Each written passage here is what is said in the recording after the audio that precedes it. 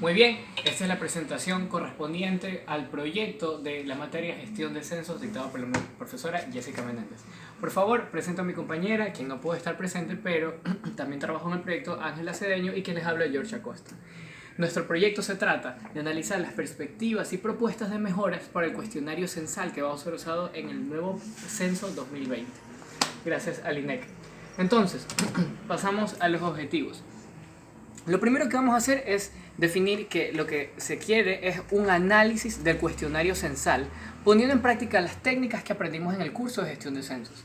Ahora, las temáticas que se van a utilizar para este análisis son la mayor aceptación de temáticas, qué temáticas deben ser incluidas, qué no son aptas y cuáles tal vez no se están poniendo pero que se necesitan, y cuáles tal vez podrían ser controversiales, cuáles son delicadas y podrían traer variaciones en las respuestas. Características positivas y negativas tal vez en cuanto al diseño del cuestionario, orden, lenguaje, entre otros aspectos. Antes de ir al procedimiento, hay que especificar que este análisis se ha realizado en dos niveles, tanto a nivel de contenido como a nivel estructural y de diseño del cuestionario censal.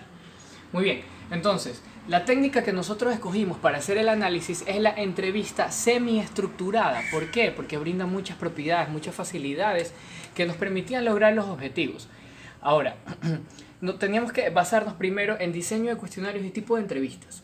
Una vez escogida que la entrevista que íbamos a realizar era una entrevista semiestructurada, teníamos que nosotros definir tanto una guía como una lista de preguntas abiertas y cerradas para que el informante pues vaya pudiendo responder en un hilo de la información. Ahora, teníamos que pasar a la búsqueda de profesionales. Aquí voy a añadir de que nuestro interés estaba en entrevistar a menos personas y poder tener mayor conocimiento y con menos rango de variación, para lo cual nosotros decidimos entrevistar a 3 profesionales que o tuvieron que ver algo con el INEC o con el Censo de Población y Vivienda 2010, o tal vez que han tenido mucha experiencia en el campo de la estadística y análisis de la población, como también de encuestas. Entonces, nuestros profesionales que escogimos fueron los siguientes.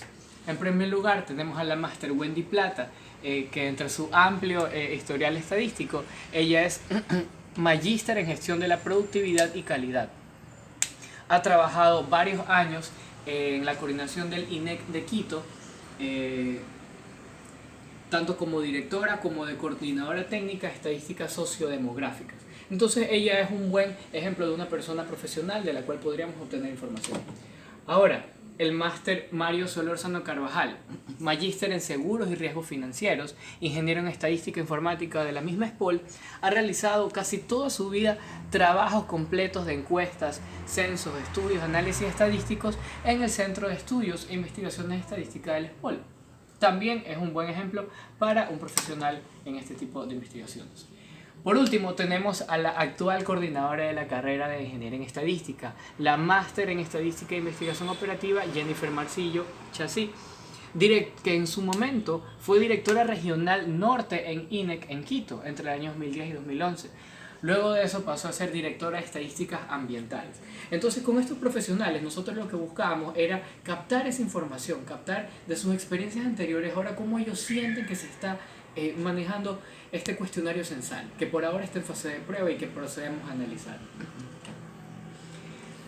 Hicimos la entrevista y nosotros, para presentar los resultados, hemos manejado 4 temáticas. Estas 4 temáticas buscan responder a los objetivos específicos planteados para el análisis. Entonces, la temática número 1 que se le hizo a los 3 expertos es percepción del diseño y estructura del cuestionario. Este tema pertenece al nivel de estructura y diseño del cuestionario, y el del experto 1 tenemos en general comentarios positivos como buena estructura y que al principio le parecían muchas preguntas, pero con el momento de ir leyendo las temáticas y las preguntas se dio cuenta de que se han incluido temas muy interesantes y que está bien, que son pertinentes estos temas de que se hayan incluido en el actual cuestionario censal que va a ser usado el próximo año. Adicional, eso también nos dieron una acotación muy importante, y es que nos mencionó que podríamos utilizar una tipografía más acorde para medios impresos. Nos mencionó que justamente una de ellas son las variaciones de la sans serif, que estas dan un poco más de comodidad para la hora de la lectura y cuando son muchos términos. El experto número 2 solamente nos generalizó de que tiene una muy buena estructura y el experto número 3 añadió de que tiene un orden bastante lógico. La siguiente temática es la percepción sobre lo adecuado, qué tan adecuado eran los temas que actualmente están tratados en el cuestionario. El experto número 1 nos mencionó de que el tema de migración estaba muy bien. Y aquí hay una pequeña diferencia, porque el experto número 1 nos recomienda que los temas de internet, calidad y relacionados solo deberían hacerse preguntas básicas, porque para su percepción estas preguntas podrían ser incluidas en otro tipo de encuesta.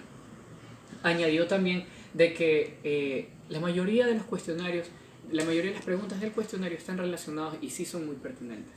Ahora, el experto número 2 nos mencionó que para el hogar consultar acerca de la calidad del internet, él sí menciona tal vez hablar sobre la calidad. Dejamos a la libertad de que los lectores puedan sacar sus conclusiones respecto a las diferencias. Cuando un experto nos dice que hagamos solo preguntas básicas, el otro experto nos dice que deberíamos consultar sobre la calidad.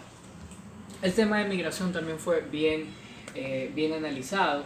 Dijeron que algo que podríamos añadir es considerar la relación del parentesco con el jefe del hogar de la persona que emigró. Ahora, para el tema de población, para la sección de población tenemos ciertas características generales. Y es que el tema de la dificultad, el término dificultad fue un poquito controversial entre los expertos y sé que es un poco complicado en la población ecuatoriana manejarlo. Los comentarios fueron los siguientes. Él considera que la pregunta de dificultad está hecha con limitaciones en la actividad y no en el enfoque de las deficiencias. Entonces había que analizar esas características educacionales y darse cuenta si tal vez para el lado de la escolaridad tener que usar bien el término de cambiar preescolar por jardín de infantes. Hay que especificar si el bachillerato da casi igual que la educación media, porque podría diferenciarse entre los primeros años de colegio y el bachillerato. Y por último, también incluir estos temas de fecundidad y mortalidad que deberían ser tratados en este tema. Ellos mencionaron de que el experto número 2 mencionó de que se deberían juntar la pregunta número 35 con la pregunta número 36, puesto que con la fecha de nacimiento de la madre es posible calcular la edad del primer y del último hijo. Fue su acotación. Y por último, que no se evidencia preguntas de mortalidad en esta sección. Finalmente, el experto número 3 tiene una perspectiva un poco diferente. Voy a volver a añadir de que estas son las opiniones de los expertos, no quiere decir que uno esté mal o esté el otro, queda para el análisis de las personas que van a hacer las pruebas correspondientes para el cuestionario censal. El experto número 3 nos mencionó que el tema de dificultad no debería incluirse, que debería omitirse y dejar que el CONADIS se encargue de realizar las encuestas y recabar la información referente a este tema.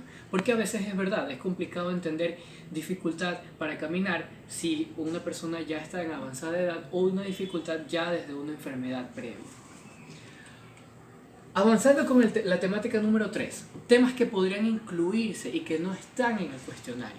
Pero el experto número 1 nos dijo que habría que preguntarse en las casas si existen personas que dependan de la ayuda de otras personas.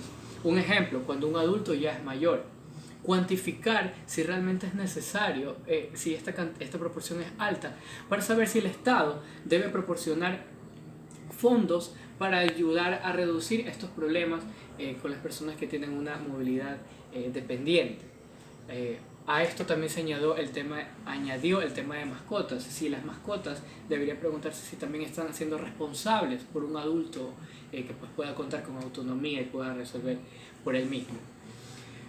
El experto número 2 hizo énfasis en los datos de migración. Habría que consultar a la persona si emigró al momento de salir del país y si tenía pareja o no en ese momento, si tenía hijos también o no en ese momento. Respecto a la población, el estado civil, es importante para el experto número 2 incluir la edad de la primera unión o casamiento de la persona empadronada. Eso permitiría tener un indicador un poco más real. Por último, de nuevo el tema de fecundidad y mortalidad, se debería incluir métodos anticonceptivos. Edad de la primera menstruación, consultar si la mujer al momento del nacimiento del bebé se encontraba sola o con pareja. Son las opiniones del experto número 2 las cuales podrían prestarse para el análisis, dado que ya pasaron tras las pruebas piloto y si estas preguntas podrían ser pertinentes o no. Para el experto número 3, solo hizo énfasis en el tema de hogar, consultar si los padres del informante cuentan con una vivienda y si esta vivienda es alquilada, es comprada o si es pagada en plazos. Considerar este tiempo de pago-valor ayuda también a comparar con estadísticas financieras. Importante no crear un sesgo entre las opiniones de cada experto que da para el análisis. Por último, la última temática, que no es menos importante, se pensó en estos temas que puedan incluir un lenguaje o terminología que pueda ser controversial o que pueda ser susceptible a cambios o variaciones en las respuestas. ¿Cuáles serían unas causas y cuáles serían posibles consecuencias? Para el experto número 1, en la sección 1 en datos de vivienda, mencionó que es necesario mejorar la escala de medición entre bueno, malo y regular, porque para una persona, bueno, malo y regular, eso es subjetivo. Y este tema está relacionado a las condiciones del hogar, de las condiciones de la estructura del hogar.